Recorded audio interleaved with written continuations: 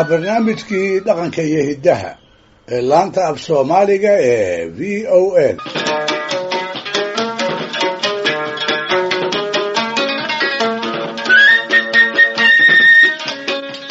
dhegaystayaal waxaa jira aadanuhu arrimo uu isku si u arko iyo qaar aragtiyo kala duwan uu ka leeyahay.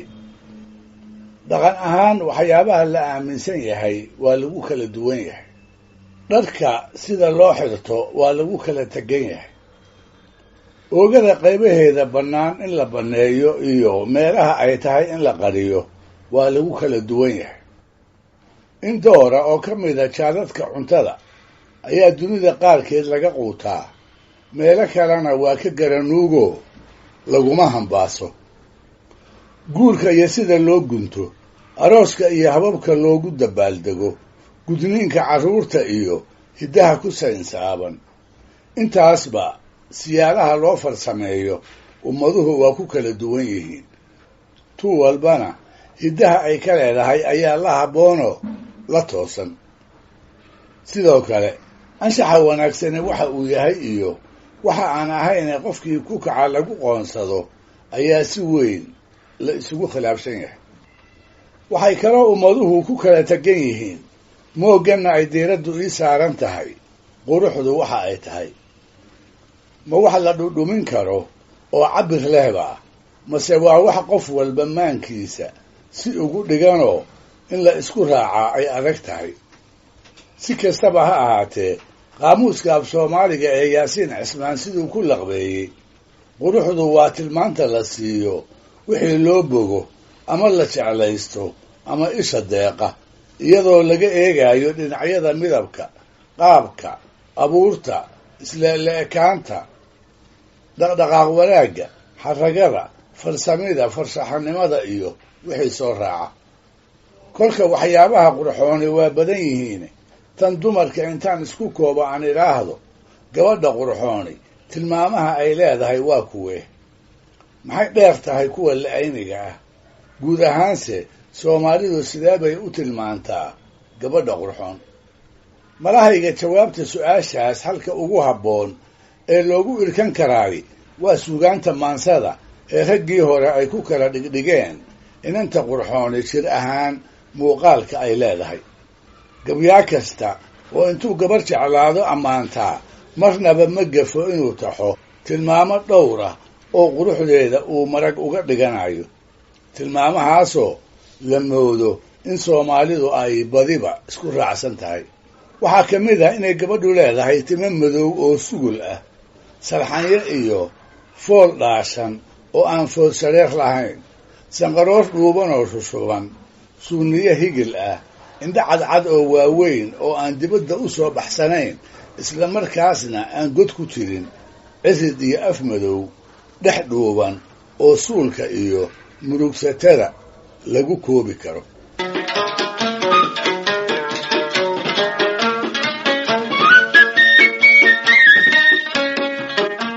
tusaalayaal dhowra oo arrimaha ku saabsan aan soo bandhigo, una horraysiiyo yuusuf madoobe gabyaal la odhan jirayoo reer hobyood ahaa, kaasoo 1910 isagoo markaas naagadoona tiriyey gabay dheer oo uu dhextaal uga dhigay mahaya saarkaygu. si faahfaahsan wuxuu yuusuf gabaygaas ugu sheegayaa hablaha kuwa aanu doonayn inay xilihiisa noqdaan, isagoo marka ugu dambaysana farta inoogu fiiqaaya tilmaamaha uu rabo inanta uu guursan doonaa inay yeelato. oo maxay yihiin? waa inaysan aad u shishlaane ay dhuubnaataa, isla markaasna aysan noqon ruux engegan oo gasiin kastoo ay jidiimataa uusan oogadeeda ka muuqanayn. waa inay dhexdu yaraataa, markay soconayso ay gacmaha saydhaa, sanqaroor lala ashqaraara ay yeelataa, ilkaheedu ay sida cudbiga u cadcadaadaan, timo jilicsan oo madow badanna ay yeelataa. wuxuu yidhi, salool dhumuc yar oo wada sinsiman lama saluugeena saaway engegan soorgadley mahaya saarkaygu. kol hadday gadoob siiban tahay naaga waa sino ay goroyo seetaysan tahay mahaya saarkaygu. sankase waxaan ka taagoon hablaha wada saluugaaba marun buu sakhaawuhu middaan doonaya isiine dhexdood siriqa labadeeda sabar tii la kala soocay lag suubaana saydhada gacmaha tima sawaakiina sanqaroor la daawado ilkaha suufka laga yeelay sadrigaygu taasuu rabaa si alla yeelaaba.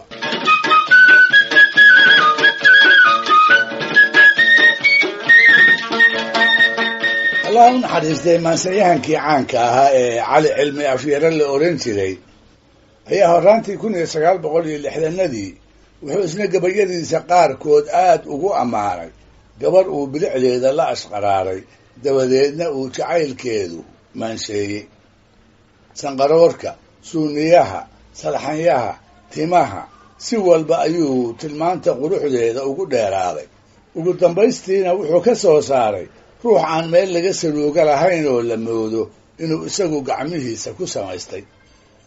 wuxuu yidhi sanqaroorka laga saaray iyo suuniyihii iyo foolka salaanta iyo sheekada kolkay sararta kaa joogto salxanyaha wejiga iyo timahaad suuri cara moodo sacabkeeda nuurka leh kolkay garabka kaa saarto ama yaraha sii socoto oy saanta tirinayso suuqii bannaan iyo kol baan marinka sheegay.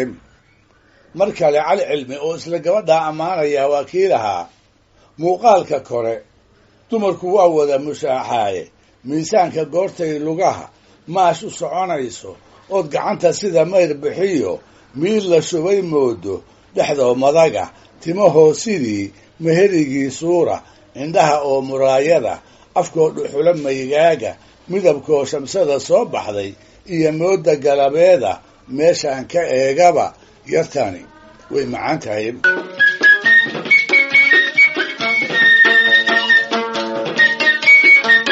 sida ka muuqata tixihii aan idin mariyey ee tusaale ahaanta aan u soo qaatay oogada keliya ma ahayne tilmaamaha quruxda dumarka waxaa raggii hore ugu jiri jiray xaragada, tallaabaqaadka miisaaman, laafyoodka iyo gacmo sayridda marka ay soconayso.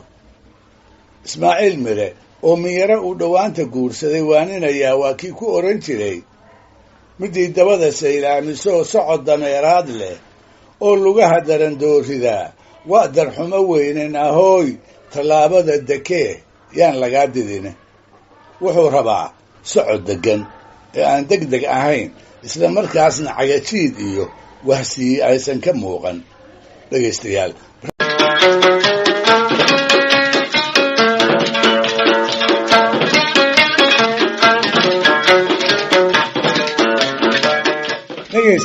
barnaamijkii midkan ka horreeyey sidaan ku soo carrabaabay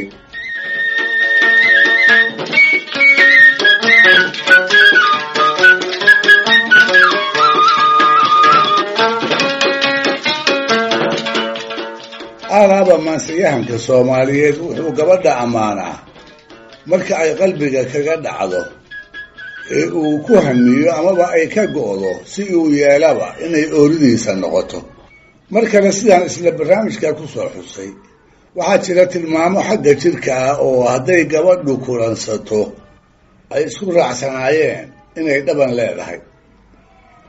waxaa tilmaamahaas ka mid ah dhexda dhuuban, sanqaroorka toosan, suuniyaha buuxa, timaha jilicsan ee sugulka ah, ilkaha cadcad, afka madow iyo sidoo kale laafyoodka iyo saanqaadka miisaaman ee degdega iyo cagajiidka toona aan lahayn. waataan idiin wariyey 3 tixood oo arrimahaas markhaati u noqon kara, kuwaasoo aan ka soo dhambashay gabayo ay kala lahaayeen yuusuf madoobe, ismaaciil mire iyo cali cilmi afyare, allaha u wada naxariistay. maansiyahanadii haddaba tiriyey gabayada noocaasa waxaa kaloo ka mid ahaa nin la oran jiray maxamed nuur fadal oo reer waqooyi ahaa, sida la wariyana 1940 nairobi ku iishay. si kalena kuma garatide waa ninkii tirin jiray gabaygii abaallaawe ee ay ku jirtay ka lixiiba baan leeyahay iyo laabta xunsada waa waxaa rag igu laacayaa laxmi dhaqaaqaad.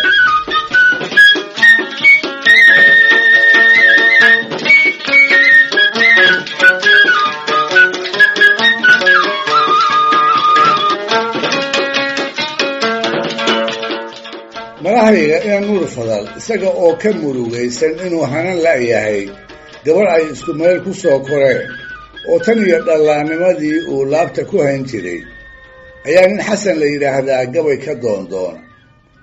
maxamedow, bal maanta gabayadaadii wax nooga mari ayuu ku yidhi. kolkaas buu kuwiisii hore kuma uu noqone wuxuu tiriyey mid hor leh oo meeshii laga hayay uu ku abbaaray. tabtii ay soomaalidu hablaha u ammaani jirtay ayuu isna u ammaanay oo tilmaamidda bilicdeeda ugu farayaraystay.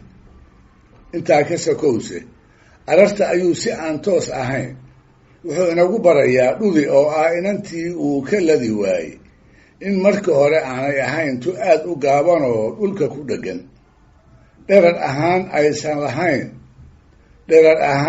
ahayn mid cirka ku toran oo ruuxii la hadal maagaaba uu kor u dhowro, isla markaasna aysan ahayn weyd lafaha iyo xididada oogadu ay muuqdaan.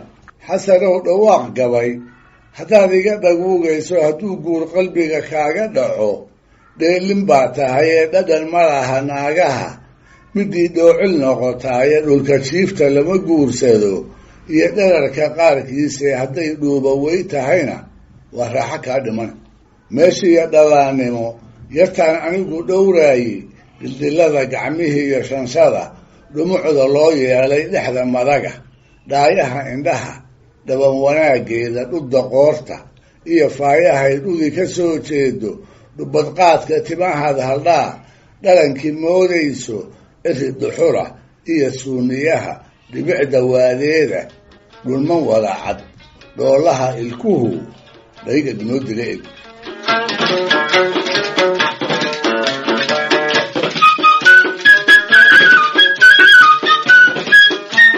ammaanta gabadha markuu sidaa ugu dheeraado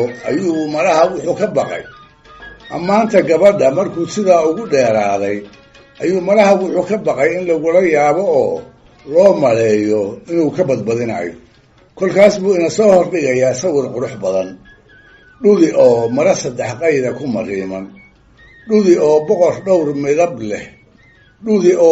dhowr midab leh dhexda ka laalaadisay, dhudi oo suuqad wixii ay lahayd gacmaha ka soo buuxisay, dhudi oo inta garaaraha sii daysay sida laamaha dhebiga kolba dhan u leecaysa, dhudi oo sidaas u shaqlan ma waxaa jira maba jiree nin ay agagaarkiisa soo martay oo mood iyo nool hantidiisa oo idil aan ka bixiyeen. waa maya allayleh. wuxuu yidhi 3 dhudley dacliya dawli dhexir wanaaggeeda waqfiyada gacmaha lagu dhuftay ee saaqa lagu dheehay.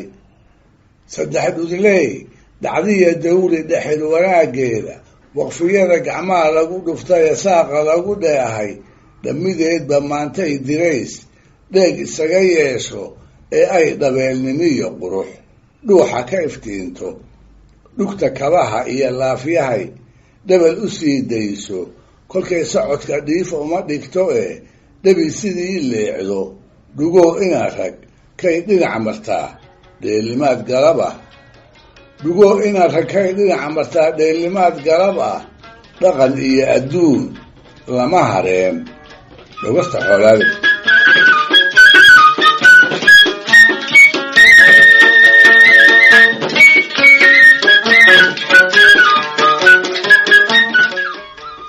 dhudley dacdiya dawli dhexir wanaaggeeda waqfiyada gacmaha lagu dhuftay ee saaqa lagu dheehay, dhammideedba maantay dirays dheeg isaga yeesho ee ay dhabeelnimiyo qurux dhuuxa ka iftiinto, dhugta kabaha iyo laafyahay dhabal u sii dayso, kolkay socodka dhiif uma dhigto ee dhabi sidiis leecdo, dhugoo ina rakay dhinac martaa dheelimaad galab ah, dhaqan iyo adduun lama hareen dhogasta xoolaada. gabagabada isaga oo magaca gabadha soo celcelinaya ayuu ina leeyahay tabta dahabku uu lacagta uga qiimi badan yahay ayay iyaduna dumarka uga qiimi badan tahay. aniguna kama seexdo oo siduu maqaar iigu dul waran yahay ayay goor noolba maankayga iyo maskaxdayda ugu negidahay.